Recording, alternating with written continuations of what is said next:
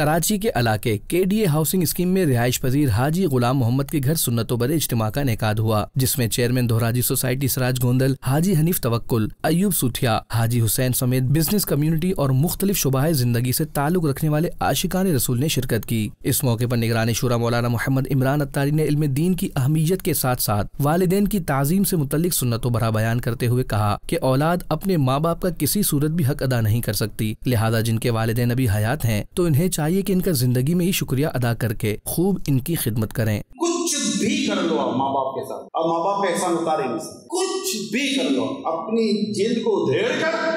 اس کی جوتیاں بنا کر ماں باپ کے پاؤں میں پہنا تو پھر بھی ماں باپ کا حق ادا نہیں ہوتا۔ بڑی بدتمیز، نافرمان، بد اخلاق، انتہائی بے شرم اولاد ہے جو ماں باپ کو برا بھلا کہتی ہے اور ان کو روڈ پہ لا کر ذلیل کرتی ہے۔ ماں باپ ظلم بھی کر رہے تو بیٹے کو چاہیے اس کا۔ اور میں تو ہمیشہ کہتا ہوں، اور بعضوں نے الحمدللہ اس کا رسپونس بھی کیا ہے، آپ لوگ جاتے جاتے عرض کر دیں اگر ماں باپ زندہ ہیں تو ان کی قبر پہ جا کے شکریہ ادا کرنے سے اچھا ہے کہ ان کے جیتے جن کا شکریہ ادا کریں، ورنہ عموماً جنازے پر، میت پر،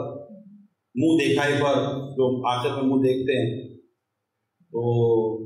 اچھا ہے کہ ان کو آج کہہ دو شکریہ، جزاک اللہ، آپ کا شکریہ، آپ نے اتنے احسان، ماں کا شکریہ ادا کریں۔ میں تو کہتا ہوں بار بار کرتے رہیں، کوئی حرج نہیں، جو اللہ کے بندوں کا شکر ادا نہیں کرتا وہ اللہ کا بھی شکر ادا نہیں کرتا، تو ماں باپ سے بڑھ کر کس کا شکر ادا کرو گے؟ احسان مانو اللہ کا اور والدین کا۔ نیا پھل آیا ہے، ماں باپ کے لیے لے لیے، اور ماں باپ کو ذرا چھلکے گئے اتار کے کھلاؤ، کر کے تو دیکھو یار،